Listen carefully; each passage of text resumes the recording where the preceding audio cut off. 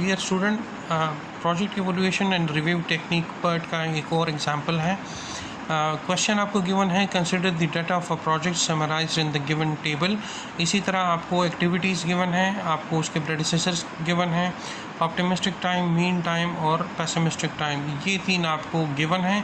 आपसे क्वेश्चन वही तीन पूछे गए हैं कि construct the project network model, find the expected duration and variance of each activity, identify the critical path. तो सबसे पहले आपने इस गिवन डाटा को यूज़ करते हुए आपने नेटवर्क मॉडल बनाना है। तो आप देखें, आपके पास जो एक्टिविटी ए, बी और सी है, इनका कोई भी प्रेडिसेसर नहीं है। दैट मीन्स आप एक्टिविटी ए, बी और सी एक ही टाइम पर स्टार्ट कर सकते हैं। तो यहाँ हम नेटवर्क मॉडल बनाते हैं। देखें, ये मेरा स्टार्टिंग नोड हो गया, दिस इज़ नोड 1। यहाँ से मैं एक्टिविटी ए को स्टार्ट कर सकता हूँ। ये नोड 2, दिस इज़ एक्टिविटी ए। इसी तरह यहाँ से मैं एक्टिविटी बी को भी स्टार्ट कर सकता हूँ।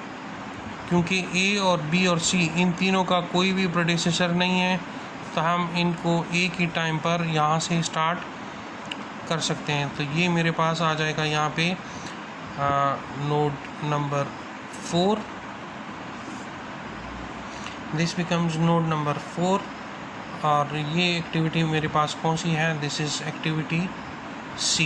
तो मैं इधर लिख सकता हूँ एक्टिविटी सी, ठीक है। गिवन टेबल में अब आप देखें एक्टिविटी डी कब स्टार्ट होगा। डी स्टार्ट होगा ए के बाद, और डी आगे जाके अकेला एंड हुआ है, तो दैट मीन्स डी एक अलग नोड बनेगा। ए के बाद शुरू होगा और एक अलग नोड बनेगा। तो आप यहाँ पे देखें, ए यहाँ पे ख़त्म हुआ है तो यहाँ से डी स्टार्ट होगा और एक अलग नोड बनेगा, और ये नोड नंबर है 5, और ये आपके पास बनेगा एक्टिविटी डी। इसी तरह अब आप ई देखें, ई जो है बी जहाँ पर एंड हुआ है वहाँ से स्टार्ट होगा, और ई और एफ इकट्ठे एंड होंगे। तो यहाँ आप देखें, बी जो है यहाँ पर एंड हुआ है, तो यहाँ से आपके पास एक्टिविटी ई स्टार्ट होगी। This become node 6। अब टेबल में देखिए, एफ कहाँ से स्टार्ट हो रहा है, सी के बाद। एफ स्टार्ट होगा सी के बाद, और एफ एंड होगा जहाँ पर ई एंड हुआ है। तो यहाँ देखिए, यहाँ पर सी के बाद एफ स्टार्ट होगा, और जहाँ ई एंड हुआ है तो यहाँ पर वो भी एंड होगा। तो आपका एफ एक्टिविटी इधर बनेगी। एफ के बाद आपके पास एक्टिविटी है जी। जी कब स्टार्ट होगा, सी के बाद, और एच और जी इकट्ठे एंड होंगे। तो अब देखें, सी आपका यहाँ पर एंड हुआ है, तो यहाँ से आपका जी स्टार्ट होगा। This is node number 7। जी के बाद एच है, जहाँ पर ई और एफ एंड हुआ है वहाँ से एच स्टार्ट होगा और जी के साथ एंड होगा। तो आप देखें, ई और एफ यहाँ पर एंड हुए हैं, तो यहाँ से स्टार्ट होगा, और जी यहाँ पर एंड हुआ है, तो एच की एक्टिविटी आपकी इधर बनेगी। तो ये आपकी एक्टिविटी होगी एच। उसके बाद आई कहाँ से शुरू होगा, डी के बाद, और आई आगे यूज़ नहीं हुआ, दैट मीन्स आई आपका एंडिंग नोड होगा। तो अब देखें, डी आपका यहाँ पर एंड हुआ है, तो यहाँ से आपका आई नोड जो है वो स्टार्ट होगा, और इधर आकर ये एंड हो जाएगा। दिस इज़ 7, दिस इज़ 8, और ये आपके पास है एक्टिविटी आई। एक्टिविटी जे आप देखें, जहाँ पर एच और जी एंड हुआ है वहाँ से जे स्टार्ट होगा, और जे आगे यूज़ नहीं हुआ, दैट मीन्स जे भी आपका एंडिंग नोड है। आप देखें, एच और जी आपका यहाँ पर एंड हुआ है, तो यहाँ से जे स्टार्ट होगा, और ये आखिरी नोड है, तो यहाँ तक आपका एक्टिविटी जे आएगी, ठीक है। तो ये आपका पूरा नेटवर्क मॉडल है फॉर द गिवन डाटा। अब आपने सेकंड जो क्वेश्चन का जो सेकंड पार्ट है, फाइंड द एक्सपेक्टेड ड्यूरेशन। अब हमने एक्सपेक्टेड ड्यूरेशन मालूम करना है इस नेटवर्क के लिए। एक्सपेक्टेड ड्यूरेशन का एक फार्मूला है, वो फार्मूला यूज़ करते हुए हम कैलकुलेट करेंगे। देखें, जो एक्सपेक्टेड ड्यूरेशन है उसको हम कैसे कैलकुलेट करते हैं, वो आपके पास बराबर होता है optimistic time plus 4 times mean time plus pessimistic time divided by 6। इस फॉर्मूले को हम यूज़ करेंगे और हम इन तमाम एक्टिविटीज़ का एक्सपेक्टेड ड्यूरेशन वो कैलकुलेट करेंगे। तो आप देखें, जो क्वेश्चन हमें गिवन है उसका अब हमने एक्सपेक्टेड ड्यूरेशन कैलकुलेट करना है यूजिंग दिस फार्मूला। ठीक है जी, इसी फार्मूले को हम यूज़ करेंगे और हम हर एक्टिविटी का एक्सपेक्टेड ड्यूरेशन कैलकुलेट करेंगे।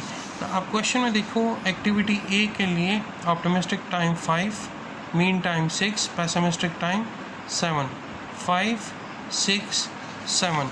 यही 5, 6, 7 अगर आप इस फॉर्मूले में पुट करते हो तो आप देखो T0 is 5 plus 4 times Tm की जगह आ जाएगा 6 प्लस 7 डिवाइडेड बाय 6।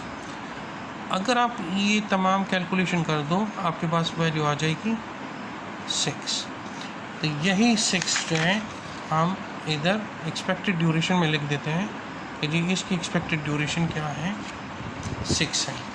सेम यही formula T0 plus 4 Tm plus Tb divided by 6, अगर आप इन तमाम वैल्यूज़ पर अप्लाई करो, इन तमाम वैल्यूज़ पर आप उसको पुट करो, तो आपके पास जो सेकंड एक्टिविटी है, एक्टिविटी बी, इसका ड्यूरेशन आपके पास आएगा 3, नेक्स्ट का 4, इसका 2 आएगा, इसका एक्सपेक्टेड ड्यूरेशन आपके पास 3 आएगा, इसका आपके पास 5 आएगा, इसका ड्यूरेशन आपके पास 3, इसका ड्यूरेशन 5, ये भी 5 और ये आपके पास आएगा 3।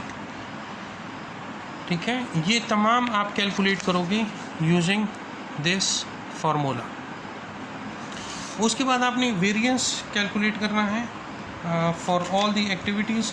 वेरिएंस कैलकुलेट करने का एक फार्मूला है, ये फार्मूला आप यूज़ करोगे तो आपको तमाम वेरिएंस जो है वो कैलकुलेट हो जाएगा तमाम एक्टिविटीज़ का।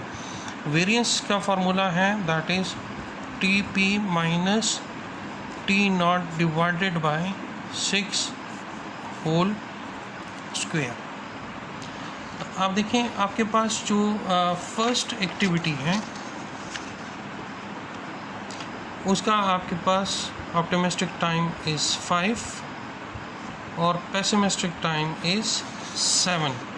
इसी फार्मूले में आप इसको पुट कर दें। Tp की जगह आ जाएगा 7 माइनस T0 की जगह आ जाएगा 5 डिवाइडेड बाय 6 होल स्क्वायर। ये जब आप पूरा कैलकुलेट करेंगे आपके पास रिज़ल्ट आ जाएगा 0.11। तो ये 0.11 जो है आप इधर वेरिएंस में इसके सामने लिख देंगे 0.11। सेम यही फार्मूला यूज़ करते हुए आप बाकी इन तमाम एक्टिविटीज़ का भी वेरिएंस कैलकुलेट कर सकते हैं। ये वैल्यू आपके पास आएगी 0.44, ये वैल्यू आपके पास आ जाएगा 1.00, नेक्स्ट इज़ 0.11, ये वैल्यू आ जाएगी 1.78, नेक्स्ट वैल्यू आपके पास होगी 1.78, नेक्स्ट इज़ 1.00, 1.00, 1.00 और 1.00। तो जो क्वेश्चन आपको गिवन था कि आपने क्या मालूम करना है, आपने नेटवर्क मॉडल बनाना है, आपने एक्सपेक्टेड ड्यूरेशन कैलकुलेट करना है और आपने वेरिएंस कैलकुलेट करना है। तो हमने यहाँ पर देखें, सबसे पहले नेटवर्क मॉडल बनाया। उस नेटवर्क मॉडल के लिए हमने एक्सपेक्टेड ड्यूरेशन कैलकुलेट किया है और उसके लिए हमने वेरिएंस कैलकुलेट किया है। तो ये एक्सपेक्टेड ड्यूरेशन जो आपने यहाँ कैलकुलेट किया है, इसको अब आपने क्या करना है, अब आपने इसको इधर इसके साथ आपने लिख देने हैं ताकि हम क्रिटिकल पाथ जो है उसको आइडेंटिफाई कर सकें। तो अब देखें आपके पास ए का एक्सपेक्टेड ड्यूरेशन जो इस टेबल में मेरे पास आया है दैट इज़ 6। ए का 6 है, बी 3, सी 4। तो आप देखें ए का एक्सपेक्टेड ड्यूरेशन आपके पास आ जाएगा 6, बी का एक्सपेक्टेड ड्यूरेशन 3 है, सी का एक्सपेक्टेड ड्यूरेशन 4, इसी तरह डी का एक्सपेक्टेड ड्यूरेशन आपके पास है 2, ई का एक्सपेक्टेड ड्यूरेशन आपके पास है 3, एफ जो है वो 5, एच आपके पास है 5, आई आपके पास है 5 और जे आपके पास है 3। ठीक है जी। अब आपने क्या करना है, जो नेक्स्ट क्वेश्चन है that is identify the critical path. तो अब आपने क्रिटिकल पाथ कैलकुलेट करने का वही तरीका है कि आपने अर्ली स्टार्ट टाइम और लेटेस्ट कंप्लीशन टाइम वो आपने लिखना है। तो हर एक नोड के साथ आपको इस तरह के 2 बॉक्स बनाने पड़ेंगे। एक में हम अर्ली स्टार्ट टाइम लिखते हैं और दूसरे में हम लेटेस्ट कंप्लीशन टाइम लिखते हैं। तो ये 1, दिस इज़ फॉर नोड 2, ये जो है नोड 4 का, ये आपके पास आ जाएगा नोड 5, ये आपके पास आ जाएगा नोड 6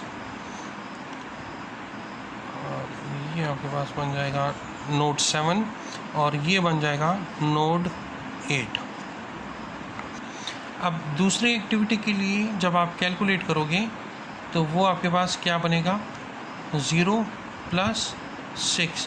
तो 0 + 6 इज़ 6। तो यहाँ पर आपके पास वैल्यू आ जाएगी 6। ठीक है, जो मिनिमम वैल्यू होगी हमने उसको लिखना है। अच्छा, 6 + 2 इज़ 8 + 5। अच्छा, यहाँ पर पहुँचने का चूँकि मल्टीपल पाथ हैं तो वो देखते हैं, यहाँ से 8 + 5 इज़ 13। तो एक वैल्यू 13 आ रही है, दूसरी वैल्यू यहाँ से देखेंगे जो मैक्सिमम होगा तो 13 और इस वैल्यू में तो उसको लिखेंगे। अब इसकी बारी है, यहाँ पर 0 + 3 तो दिस बिकम्स 3, 3 + 3 6 और यहाँ से देखते हैं कि मैक्सिमम कौन से आ रहा है तो ये वैल्यू आपके पास आ जाएगी 4। अच्छा जी, अब ये वैल्यू यहाँ से अगर हम देखें तो 3 + 3 6 आएगी और यहाँ 4 + 5 9। तो 9 इज़ मैक्सिमम, तो हम यहाँ लिखते हैं 9। ये क्या वैल्यू आएगी, 4 + 3 7 और 9 + 5 14। तो मैक्सिमम 14 है तो हम इधर लिख देते हैं 14। 8 + 5 13। तो मैक्सिमम आपके पास 17 बन रहा है तो हम यहाँ लिख देते हैं 17। अब फॉरवर्ड पास में हमने मैक्सिमम वैल्यू देखा है, अब बैकवर्ड पास में हम मिनिमम वैल्यू को आइडेंटिफाई करेंगे। तो यहाँ पर जिस तरह स्टार्टिंग नोड में आपके पास ये दोनों वैल्यूज सेम आती हैं, इसी तरह एंडिंग नोड पर भी ये दोनों वैल्यूज़ सेम होंगी। तो ये आपके पास होगा 17। 17 - 5 इज़ 12। तो हम यहाँ लिख देते हैं 12। 17 - 3 दैट इज़ 14। तो यहाँ हम लिख देते हैं 14। 14 - 5 इज़ 9। तो ये वैल्यू आ जाएगी 9। 14 - 3 दैट इज़ 11 और 9 - 5 इज़ 4। तो मिनिमम यहाँ से 4 - 4 इज़ 0, 2 - 6 6 - 6 इज़ 0। तो यहाँ मेरे पास वैल्यू आ जाएगी 0।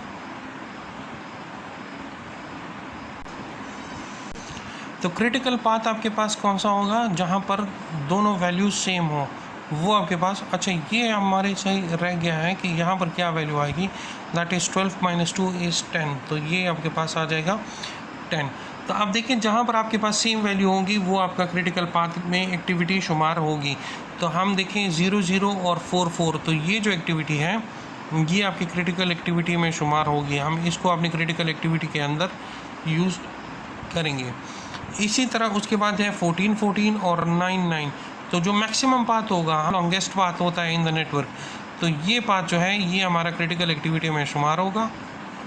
ठीक है, ये वाला जो पाथ जो है, उसके बाद ये एक्टिविटी भी क्रिटिकल एक्टिविटी होगी और उसके बाद ये जो एक्टिविटी है ये आपकी क्रिटिकल एक्टिविटी होगी।